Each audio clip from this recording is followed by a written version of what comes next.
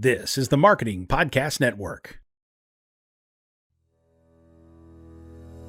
Welcome to Uncorking a Story, the podcast that introduces you to the rich world of storytellers who share their personal journeys, creative processes, and the stories behind their stories, one conversation at a time. I'm your host, Mike Carlin, and I'm thrilled to be part of your writing journey. If you're an aspiring writer, a literary enthusiast, or simply someone who believes in the transformative power of words, you've come to the right place. Every week, we'll pop the cork on the world of successful storytellers and give you a healthy pour of inspiration, insight, and empowerment. My mission is to help writers like you realize your full potential through the transformative and therapeutic power of writing. Whether you're just starting your literary voyage or looking to refine your craft, I'm here to provide you with the knowledge, inspiration, and encouragement you need to embark on your own storytelling adventure. So, are you ready to uncork your story and let your creativity flow? Uncorking a Story is about to begin. Sit back, relax, and let the transformative magic of storytelling whisk you away. Welcome to Uncorking a Story. Despite having a very successful career, one choice continued to haunt debut author Tracy Mayo's life, forcibly giving up her baby at the age of 15. Now she's sharing the inspiring story of her impossible journey to find him during the pre-internet era in her memoir, Childless Mother, A Search for Son and Self. Welcome to Uncorking a Story, Tracy. Thank you. I'm glad to be here. Tracy, I'm happy to have you here, and I'm curious, where does your story as an author begin? Well, let's see. As an author, it began 7 years ago, and I spent 7 years working on this memoir. I had come from something of a writing background in my career. I did all of the corporate writing for 2 small businesses. And then I decided I wanted to write this story, and I realized that I lacked the tools for creative writing because corporate writing is very different from creative writing, as I'm sure you know. So I began by seeking out writing classes and workshops and just working hard to learn the craft of storytelling, of creative writing. And it took quite a while to get there, but 7 years later, I do have a physical book. So I'm proud of that fact.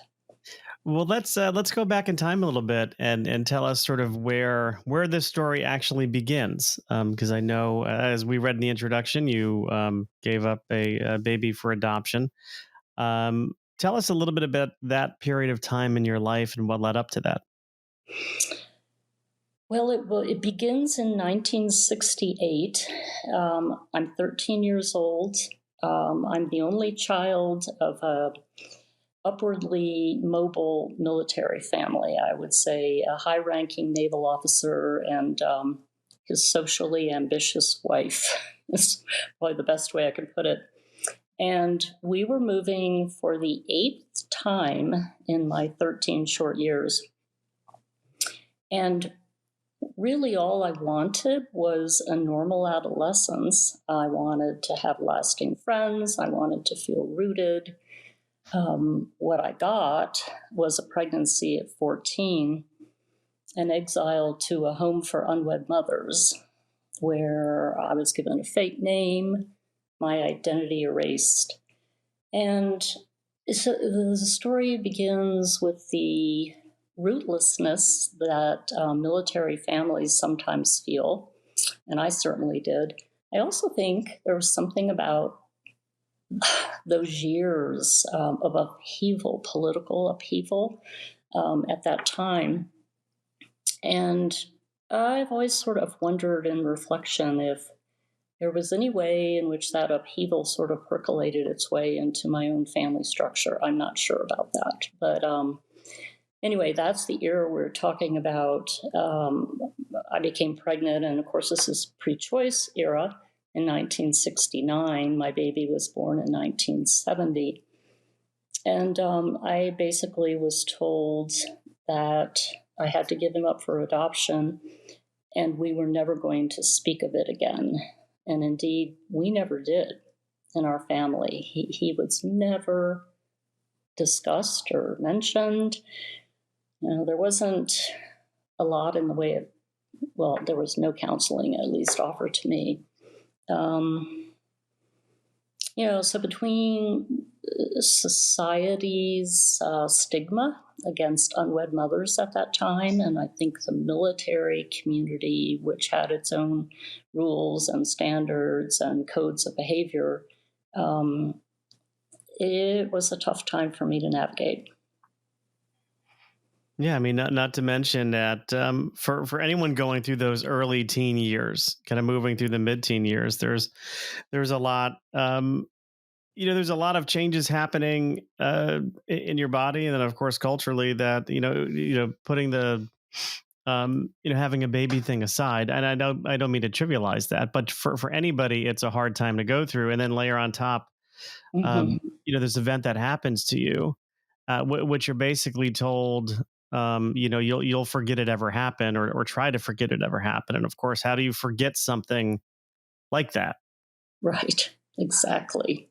Right. You'll forget it ever happened. That's what my social worker told me and other girls at the Florence Crittenton Home for Unwed Mothers. But yeah, you don't forget that you are a mother, and also how does one keep the secret from oneself?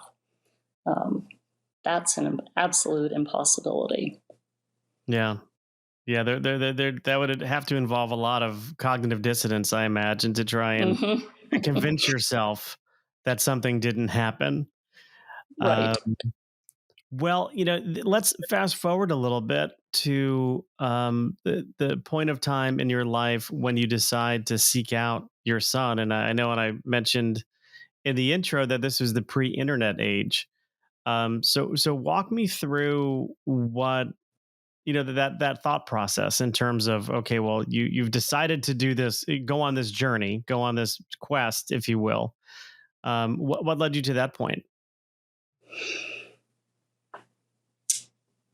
What led me to the decision to search was, frankly, just struggling through college and grad school, and looking for healing therapies, even though I didn't know I was doing it. And that took the form of LSD and practicing transcendental meditation, both which were extremely helpful to me.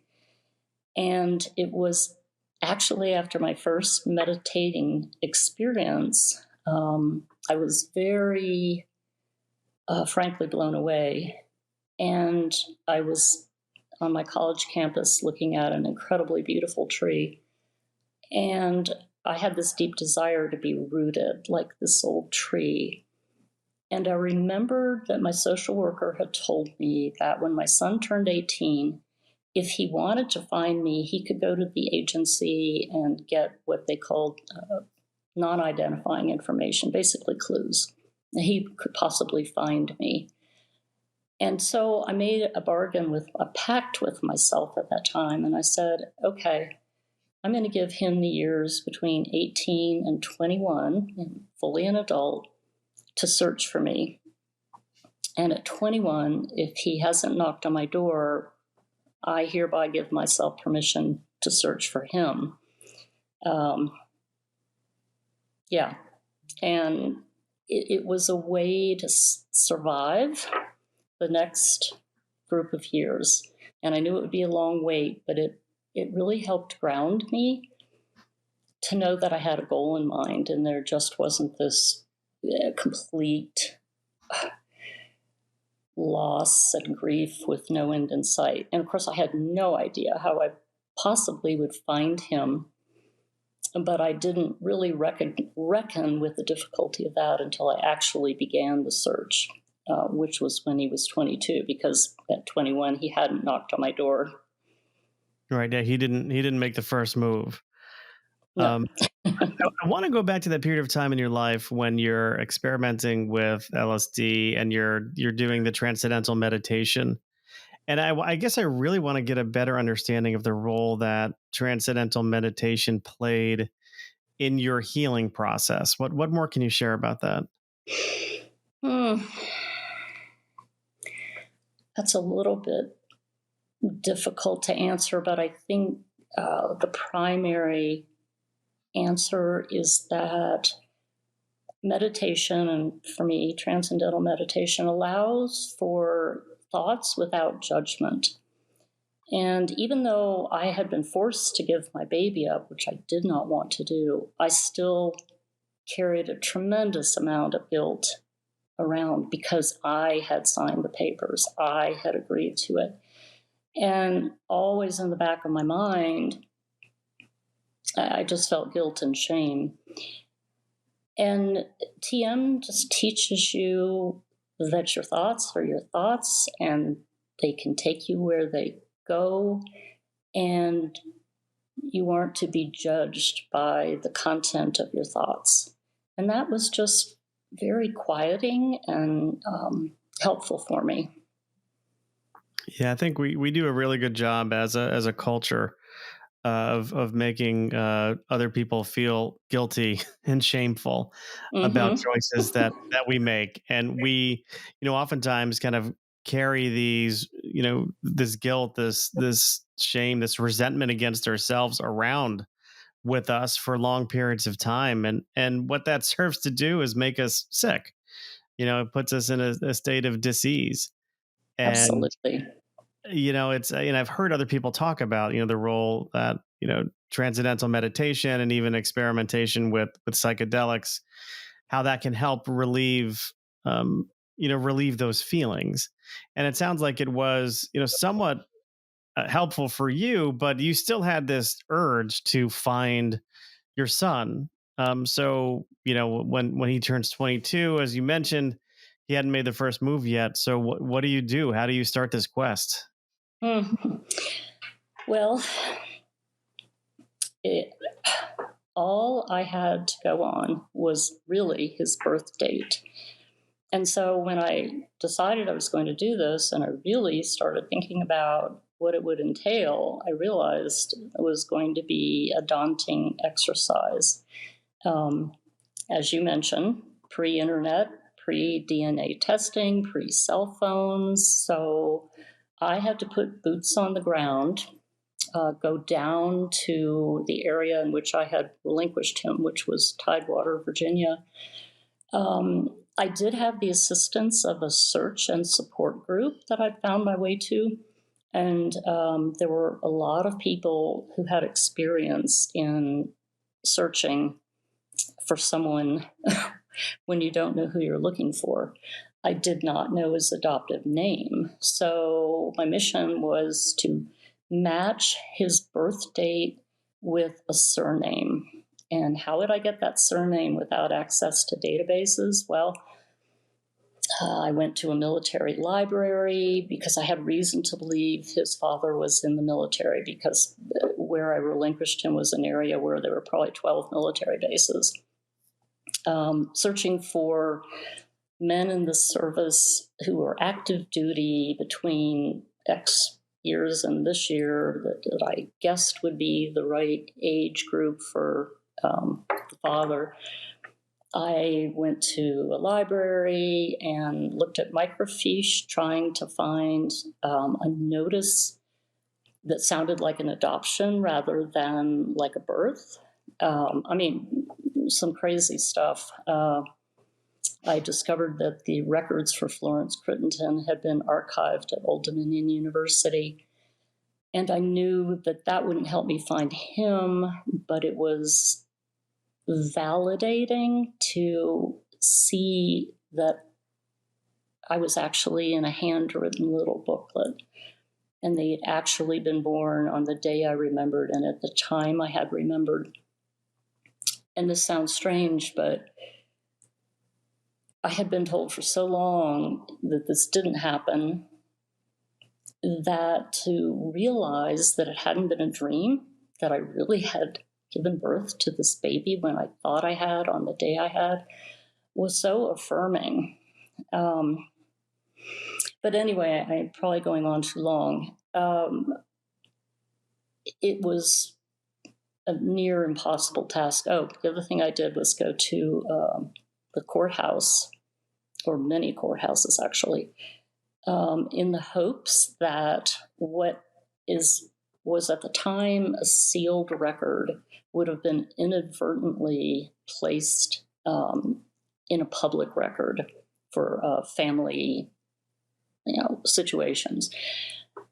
That didn't work. So ultimately, I hired a private searcher that operated quite in secret, and only 4 people in the country knew his identity, and I had to work through an intermediary. It was quite amazing. And I shipped all my research. I have no idea if he threw it in the trash can or if it was of benefit to him. But he found him in 10 days. Wow. Wow. That's amazing. So walk me through your reaction to 10 days later, him telling you, I've got some news for you. I knew my intermediary had told me that he would call me at 10 o'clock on a Saturday morning with the results of the search. And I was terrified because I didn't know what results of the search meant. I mean, what if he told me my son was dead? I thought, I just can't deal with this. But I realized too that, after living my whole adult life without knowing if my only child was alive and safe, the truth, no matter what it was what I had to hear. So I got on, picked up the phone, and this very kind voice said, Are you ready to write down some information? And I said, Is my son all right? He said, He's fine, and he's not far. And I just was blown away because, again, if he was a military brat like I was, I expected him to be thousands of miles away, potentially. And he was in the same area in which I had relinquished him, had never moved away, which was stunning to me. But he gave me his name, his address, his phone number, and I knew it was the right person because I had been told that he had an older sister, 2 years older, also adopted, and he confirmed that fact for me. So I was sure he had the right person. And it was, it was wonderfully stunning and amazing. And of course, I thought of him all those years with the name I had given him at birth. And now I'm hearing the name he grew up with. And that took some getting used to, but it was a beautiful name. Yeah. I was really happy with the name his parents gave him. And I remember asking the searcher, we called him, I said, Is there anything else you can tell me about him? And he said, I've done my job. Now it's time for you to do yours. And I wish you and your son the best of luck. It was lovely. So I cried for 3 hours. I'm sure. I mean, I can only imagine if you felt so validated when just learning that you had the date right and that there was a record of this birth, how it must have felt to find out that your son is alive and well and, it has a different name, but I can only imagine how that felt. But you've got a decision to make now, which is, am I okay just knowing that he's alive and okay, or do I want to meet him? Do I want to try and establish some kind of contact with him?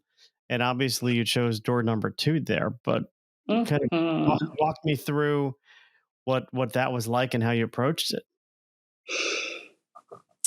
I should have mentioned earlier that when I said goodbye to him at the hospital, which was now 23 years prior, I told him that we would meet again someday. So I always did feel we had a covenant, and there was no way I was just going to stop at knowing he was alive and well. So I knew I was going to contact him. And deciding what shape that would take was a little difficult. I thought, if I were in his shoes, how would I want to be contacted with this news, mind-blowing news, out of the blue? And I thought, well, I would probably rather have a letter, because then I could mull it over and I wouldn't have to respond in the moment. But I had learned that he was living at home at 23, and right now that's not very, uncommon at all. But 30 years ago, it seemed uncommon to me. And I had gotten out of the house as fast as I could at age 17. I'm like, ooh, why is he at home with his parents? This is kind of weird. And then I thought, oh, I don't want to send a letter if someone else might open it. I don't want to send it certified to set off alarm bells. So I finally concluded that I needed to call him. And it took me 3 tries. The first call was his adoptive mother, and I was determined not to lie. I wasn't going to tell anyone who I was, but I gave my name and said it was a personal matter. I didn't want anyone coming back and thinking that I had been disingenuous. Second time I called, I got his adoptive father. And I thought, okay, I'm trying one more time, and if this doesn't work, I'm going to have to go back to the letter concept. And on the 3rd try, he picked up the phone. And he was just remarkable. I had this speech written out, and I delivered it quite breathlessly. At some point, he said, hey, you need to breathe. Take a breath. And I thought, oh my God, here I've just delivered this mind-blowing news, and he's telling me to relax. He was just so lovely. And at the end of the conversation, he said, I have to think about this, because my mom is my mom, and this is the only family I've ever known. And it was just so utterly appropriate. But he took my contact information. I had told him I had a letter for him that I had placed in his file, and I was wondering if I could send him a copy, and if so, where. He thought about it for just a couple of minutes and said, you can send it here, it's okay. So clearly he had decided he was going to tell his parents about me, and he did. And that began an amazing reunion for both of us. Yeah. What was it like meeting him and his parents for the first time? Well, I met him. We talked on the phone and exchanged photographs for probably 6 weeks. And then I met him at a beach house at the Outer Banks of North Carolina that some friends had rented. So I was able to meet him with a couple of friends, and then we went off on a walk on the beach, which was amazing. And then it was perhaps a month later that I came back for a visit and met his parents. And that was both joyful and painful. It was joyful in the sense that I could tell that he had a good relationship with his family. They joked with one another. They were affectionate. And compared with my family, I was gratified to see how well they all got along. It was excruciatingly painful in the sense that his mom, trying to do the kindest thing for me, got out albums of photographs of him growing up, he and his sister. And as I sat there looking at all these photographs and realized that his whole life was laid out in front of me, and I had missed it all, I, just started crying. And I think everyone was a little puzzled as to what was happening with me, but it was, what can I say, joyful and heartbreaking at the same time. Yeah. No, I can imagine my just to share, my older brother Gregory was adopted by my parents, and Mm. he similar situation, was born to two young teenagers in 1965. Okay. Um, and my parents were the only parents that he knew until his birth mother hired a private investigator Mm. and wound up tracking him down and really caught him off guard. Um, Somewhat of a he owned a wine store in Connecticut, and one day he's in the store, and this woman walks in. He has an immediate feeling that Mm. this is not something that something's off, right? That there was like an energy that came in, and he went Mm. into his back room, told his manager to talk to this person, and lo and behold, it was one of his biological sisters. His Oh my parents wound up gosh. having two more children, and they had gotten married. They remained, I guess, together. High school sweethearts, got married, had two more kids.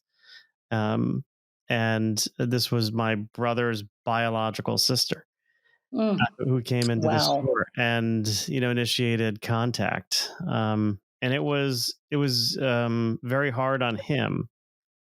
It was very hard on him. So he had a somewhat of a different reaction, perhaps, than your son did. Mm. Um, so Well, it's yeah. I mean, did they ever develop a relationship? Did he ever meet his birth mother? I don't know. Now, unfortunately, my brother passed away. Mm. He lost his battle with cancer, so I don't know that he ever met his birth mother. I know that he did have a couple of interactions, social interactions with his two sisters. Um, but he told them that the greatest gift that their mother had given him was and having my parents come into his life, Mhm. because he had a great life. So I don't know, and I wish I could ask him. Believe me, there's a lot of questions I want to ask him, Oh, I'm um, sure. but I can't. Um, Mm. but Oh, I'm sorry. I'm glad yeah, he got to meet his sisters at least. yeah, we had to communicate with them to share the news that he passed, and that was tough. Oh, I'll bet. That was Oh, tough. I'm so But, sorry. How old was yeah. he? He was about to turn 50. Hold on, I have to think about how old I am, and then I can do the math. So he was going to turn 58 right Okay. before he passed. Yeah, Mm, too yeah. young. No, Well, no, I wonder if he had the. I know my son had this experience when you're adopted and there's no one in your family that you look like, and yeah, you come across a biological relative. It can be very revelatory. And I know that was the case with my son. We look a fair amount alike. And yeah, it's just, it's different and it's remarkable. yeah, So I hope he had that sense perhaps with his sisters.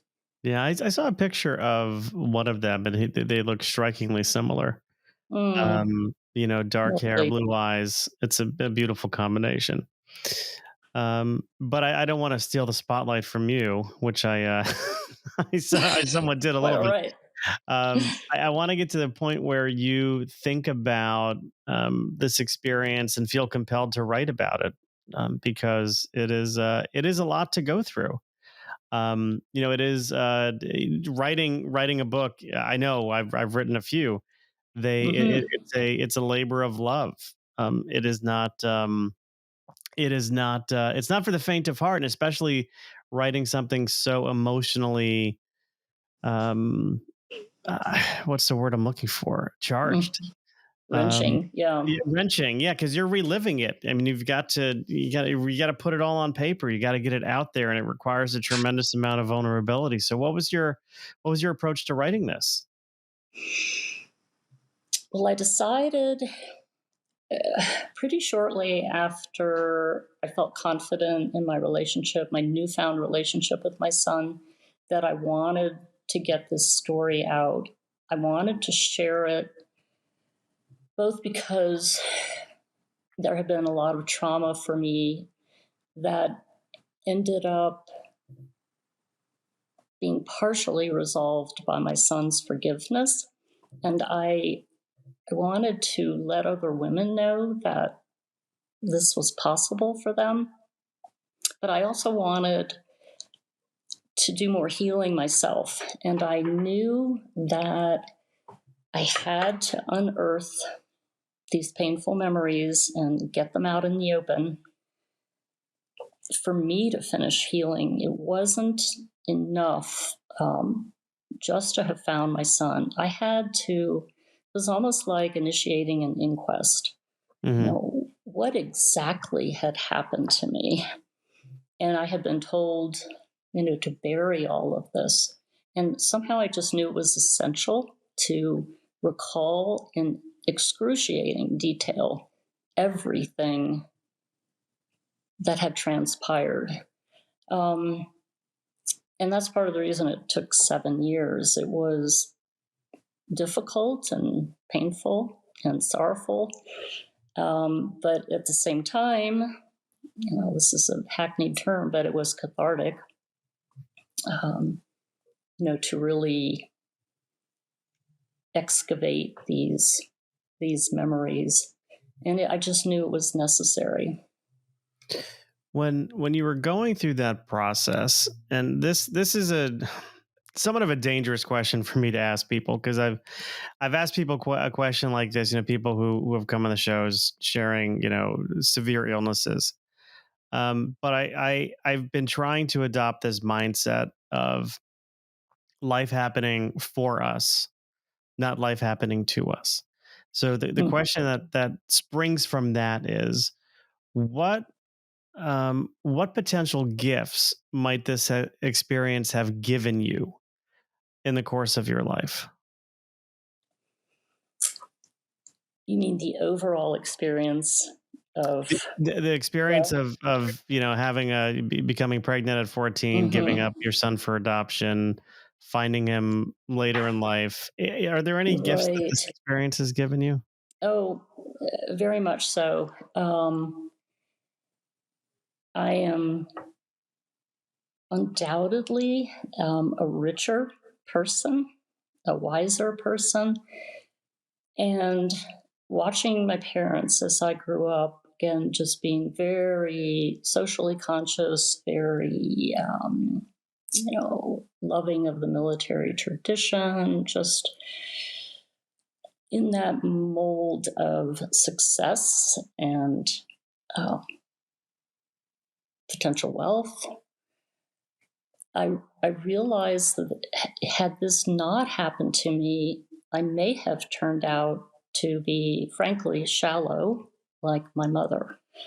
And I have to be grateful for that, for being just a deeper person than I would have been, and someone with a lot more compassion, also someone that understands what it feels like to be disenfranchised. As you can imagine, that has all kinds of relevance to current political and societal trends of today. So I'm grateful for those reasons. Yeah. And what's your relationship like with your son now? Wonderful. We just celebrated our 30th reunion anniversary with a big party in Boulder. And he came to my book launch, which was at the Boulder bookstore on April the 3rd. And when asked a question, stood up and addressed the audience. And I mean, he's 53 years old. It's not like he's 13, but I was proud of him as if he was a little boy talking to all these people. So our relationship is great. I'm sorry we don't live close to each other anymore. I was on the East Coast for many, many years, but now my husband and I have been here for 10. But I just saw him last week on a quick visit out. So we text multiple times a week, talk on the phone once a week, and I'm thrilled to say we're really solid. If you could go back in time and whisper some words of advice into the younger Tracy's ears, maybe it's that, 14, 15-year-old girl who is making a covenant with this baby that she is being forced to give up. What words of advice would your adult self whisper into her ears? That's quite the question.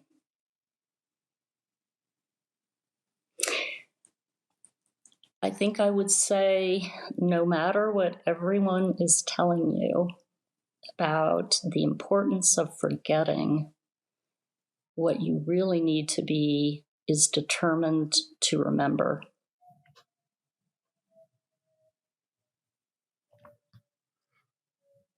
Be determined to remember. That's beautiful. That's beautiful. Tracy, where can people pick up a copy of Childless Mother, A Search for Son and Self? Probably the easiest way is to order online through Amazon. It's also available Barnes & Noble and I think Books A Million. It's in stock at the Boulder Bookstore, if anyone happens to be here. But probably Amazon is the easiest way. We all have a love-hate relationship with them, but they are a giant bookseller. They do help you move copies. That is for sure. And Tracy, where can people learn more about you if they're so inclined to do so? My website is www.tracymayo, TracyMayo.com. And there are reviews on the website and links to social media, and a little bit about myself. Okay. I'll be sure to put those links in our show notes so people can easily find you just by tapping on their phone screen or clicking their mouse if they're listening on a desktop computer. I guess that's another way you can listen to these things. So Tracy, I will say thank you for your vulnerability and the courage to share your story and letting me uncork your story. Thank you for the opportunity, Mike. I really appreciate it.